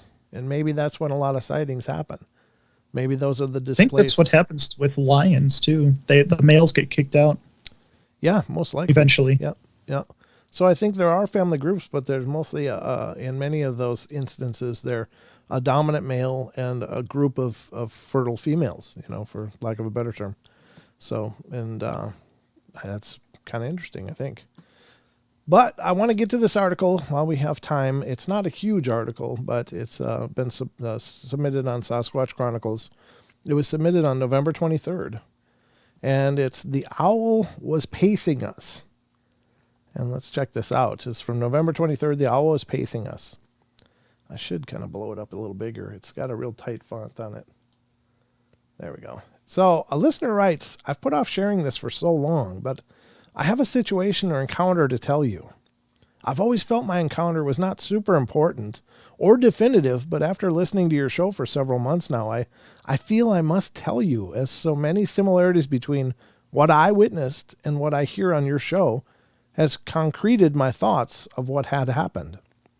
I'm 21 years old now, but this incident happened back when I was 16 years old, and with my friend Parker in the very northeast corner of Alabama where I lived up until about 2 years ago. I've been in the woods hunting and fishing my entire life, my favorite being duck hunting, which is a shared passion with the aforementioned friend Parker. What we used to do every single weekend was meet up at Parker's house. Parker's family was an incredibly wealthy family, owning many acres of farmland, and on that land we had a really nice cabin. It was super small but well insulated and the perfect place for a couple of us teen boys to go out and fumble around. We'd been camping at the cabin every weekend during duck season so that we could wake up and hike out to one of the ponds on the property for the next morning's duck hunt. After nightfall, we would almost always go out and walk the property talking about whatever teenage drama was happening and planning the hunt. We would also always have our shotguns with us and often shot rabbits that we would find along our walk with the spotlights. I understand this is very unsportsmanlike, and I am not very proud of us hunting these rabbits in the way we did, but we were really just bored country teenagers. It was not uncommon for us to shoot 5 or 6 rabbits each night, every single weekend. And again, not that I'm proud of this. I'm rather very ashamed, but we would just leave the rabbits lying in the name of pest control. But regardless, one night we started out on our usual route, walk along a fence line until it meets a perpendicular to the creek, follow the creek until it meets another fence line, which we then follow back to the central main barn area, then back through the cow pasture to the cabin. This particular night we had not seen any rabbits as we reached the creek, which was odd, but what was even more odd was that we had made the comment to each other that there sure were a lot of owls out that night because of all the hooting we were hearing. Another peculiar fact about the hooting is that it always seemed to be directly off to our left, as if the owl was pacing us. At the time, I knew nothing of Sasquatch mimicking owls, but Parker and I both noticed the abundance of hooting, but also that we could not tell what kind of owl it was because of how odd the hooting sounded. But we just wrote it off, as there's a lot of owls out there. That must be why there's no rabbits out. The entire hike typically took us about an hour and a half or so, with the creek section being the longest. After making it about 3/4 of the way through the creek section, as the hooting continued, a decently large piece of old sheet metal came out of the darkness, hurling towards us, but landed into the creek, making a large splash. The sheet metal flying toward us was accompanied by what I can only describe as a snorting sound, as if the creature that threw it used a lot of energy to throw it. It didn't come through the air like a frisbee, but rather toppling end over end as if you flipped a coin, which doesn't make sense at all to me. This, of course, scared us beyond measure, and we immediately ran as fast as we can in a straight line to the main barn area, due to the fact that as a crow flies, it was our closest safe point, as well as had electricity for lights, and is much more structurally sound building. It's not some average hay barn or anything like that. It's a very nice facility where they enclose their tractors and whatnot. As we ran back, we finally made it to the barn and locked ourselves inside the office portion of the barn and called Parker's dad in hysterics to come get us. Parker's dad was always a no-nonsense, tough cowboy kind of person, so when we tried to explain what had happened, he tried to brush it off and even accused us of getting into a drinking or drugs use, which, although we were rowdy teenagers, nothing of that sort had ever taken place. We did not go back to that cabin overnight ever again, and we took a significant amount of time off of duck hunting, which was incredibly out of character for both of us. A couple takeaways I have from this is that we've never heard it walking whatsoever, not even when we ran. I do not think it followed us when we ran, but it had to have been flanking us, since we had heard all the hooting directly beside us, but again, never heard a single footstep, which blows my mind. Another weird thing is that the nearest place it could have been possibly gotten the old piece of sheet metal was from the scrap like behind the main barn, which is incredibly out in the open pasture. I feel it is important to mention that the hooting always came from the wooded side of the creek rather than the pasture, which is also where the throw came from. This is why I do not think it chased us. I didn't hear it cross the creek, nor do I think it stepped out into the pasture we ran through to chase us back. I think the creatures had habituated picking up the rabbits we would leave behind each and every weekend like clockwork, and got angry when we had none for it on this trip. We had our spotlights with us, but the way we would hunt the rabbits is just walk a decent distance, then shine on the fence line, creek line, the opposite side of the fence, or creek was super grown up with thorny bushes and briars, which made it perfect for rabbit hunting, but terrible for visibility. If we would have chosen to shine the light into it, which we didn't because we had written off the noise as a weird owl. Of course, that's just what I think, but regardless, it's a very scary experience that changed us both forever. Wow. And special thanks again to Wes for letting us use that on the show. I think that's a fascinating story, though. There again is the weird owl sounds. I can't tell you how many times that comes up, but it's a very common ploy for them to mimic an owl, and very poorly mimic an owl as it is. But I don't know what it is. I don't pretend to know. What do you think of that, Sheldon? Fascinating, honestly. This is actually the first time I've heard of them mimicking owls. So I actually didn't know that before. That's kind of the part that I like about your participation, is that there's a lot that you haven't heard of, but it's kind of cool to go through it with you, to see as you learn this stuff and to find out what you think, because it's, in some ways, it's a little voyeuristic, because I've been believing in this stuff forever, and I know you've got an open mind, but it's kind of neat to hear these things come to you, these thoughts as you're realizing it. But it's a pretty pretty interesting world that we live in, huh? It is. It's full of mystery and the paranormal. Right. So now let me ask you, since you've been a part of the shows, and as you hear of these things and learn about them, literally, has your view of the world changed? Yes. Well, I've always had an open mind. Right. So like I've always thought that there's probably always going to be something that I'm not sure about. So, but I guess it has in the matter of what these things are and the stories associated with them, I would say. So, yeah, I guess it definitely has. It makes me look at things differently. Like when I'm in the woods now, I'm going to be thinking about these things every time I'm out there. If I'm in a dark abandoned house, I'm going to be thinking about these things while I'm there, Right. Just any situation, I'm going to be thinking about these things now. So I would definitely say these stories and these experiences definitely changed my view on those environments, especially. Yeah, and I think that's very true. And I guess one of the things is what occurs to me is that it's one thing to acknowledge that something is possible, but it's a whole nother thing to hear about, not only that it's possible, but these are what people have observed, these things. And it kind of creates the character in a way, like hearing more and more about what people have witnessed, what they've seen, the things that have come out of the stories when they share their experiences.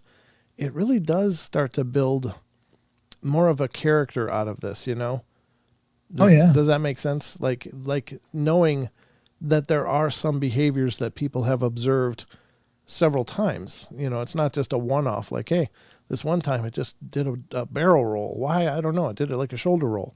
But it's just that these things happen, like mimicking owls, like rock throwing, like, the hoots, the tree bangs, things like that. These are really well-established behaviors that these beings are exhibiting. And we really don't know why, but we have a lot of ideas why, And I think the most fascinating part of what I've learned about Sasquatch specifically is the amounts of, they're not usually, from the stories at least, physical. It's more psychological, but working with fear to kind of get their way, pushing people out of their territories or their areas or where they don't want people at. The tactics is what gets me. Well, yeah, and their use of absolute brilliant intimidation and psychology. It's like they know what they're doing. Absolutely, they know what they're doing. Now, the other takeaway, and it was something that I actually heard covered on Freaky Friday, which was just before the show, but Scotty read an article about, is Bigfoot telepathic? And it was kind of interesting. These people had this experience that there was apparently confronted by a Bigfoot, and it was like a 9 foot tall Bigfoot.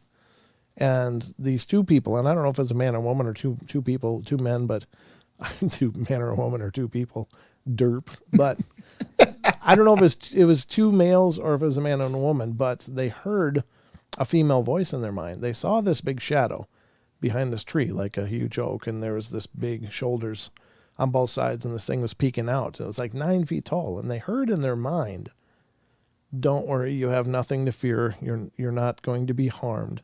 Just don't come any closer, and everything will be fine." And they both were just kind of frozen in this moment, and apparently they both had the talking in their head. And it wasn't out loud. It was in their head, like it was telepathic. Now, We do hear stories of mind speak. So that obviously would be telepathy. But then what happened was one of the guys in the story decided that it was just too important to not try to get a picture of. So he reached into his pocket to grab his camera and to pull it out. And only to him, a male voice came in and said, "Don't do that. You are not to take a photo." And then the female voice came back to both of their minds, and it said some more stuff. But I just found that very interesting, that what if they are telepathic? What if they do read our thoughts? You know, how powerful is that? Sorry. I mean, I will admit, even me, that's one area, that's where it gets a little more skeptical for me, but I'm open to those ideas, type of thing. Right. And I was just thinking, like, does that occur in anywhere else in nature? Like, as far as kind of proving to me that it's possible that it could be. And I definitely believe it could be anyway. But sure. It's probably best observed in your relationship with your dog. That, animals are very intuitive. They know what you're feeling.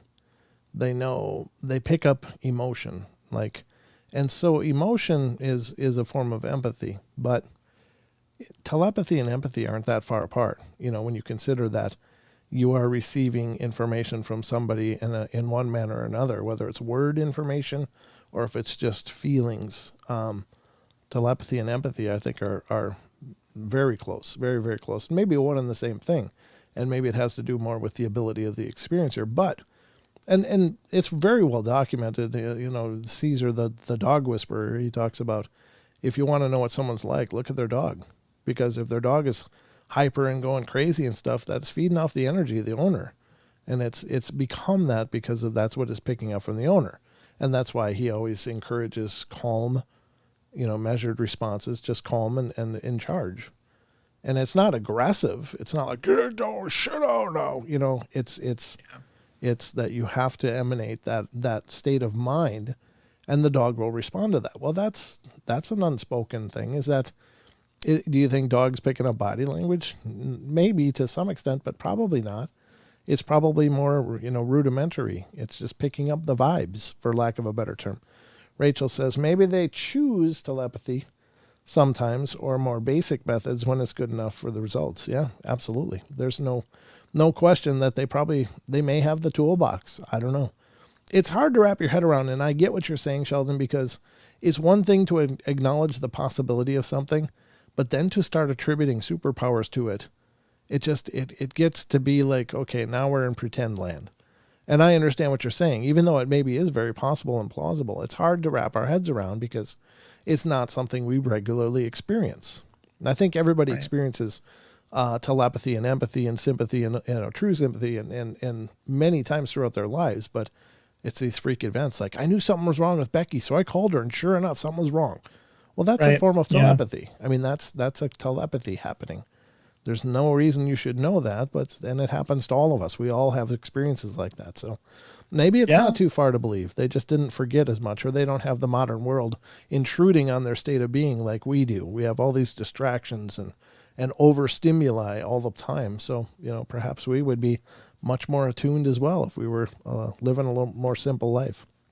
Good point. I mean, I've gotten those gut feelings that are telling me to do something. I do it, and it's like, oh, that's why I was getting that feeling. It's like... So, I mean, in a sense, yeah, you're right. We probably do have a form of that for sure. Yeah, absolutely. But you know what? We are about at the end of the journey tonight, Sheldon. What? It's true. 1 minute and 40 seconds. Well, about 1 minute, 20 seconds. So do you want to let the people know how they can stay in touch, Sheldon? Absolutely. All right, everybody. For those of you who haven't joined or are not aware even, I'm going to link our Discord. It's a way to keep in touch with us and the community in general, and look at all the links and stuff that we share with each other. A lot of great discussions happening there, and you can find us right there in the link in the chat. Excellent. And ladies and gentlemen, I'm going to put a link in the chat. If you'd be so kind, we'd really appreciate your help. We have a second channel we're trying to build, and it's called the Paranormal Portal Pieces. And we'd love for you guys to go over there, check it out, and get subscribed, because it's quicker versions of our YouTube archive right here of the 2-hour shows. And they're little 10, 15-minute segments of the shows that we've done here. We're building the library as we speak, but we'd really love your support. So please head over there, all of you, if you would, please get subscribed, check it out, ring the bell so you get notified when new episodes come out. But and check out the videos that are there. They're really exceptional videos and a quick little glimpse into the Paranormal Portal. But we love you all. Be good, be kind, be nice, take care of each other, help each other out, find the magic in every day, and remember to laugh as much as you can. Okay, good night, everybody.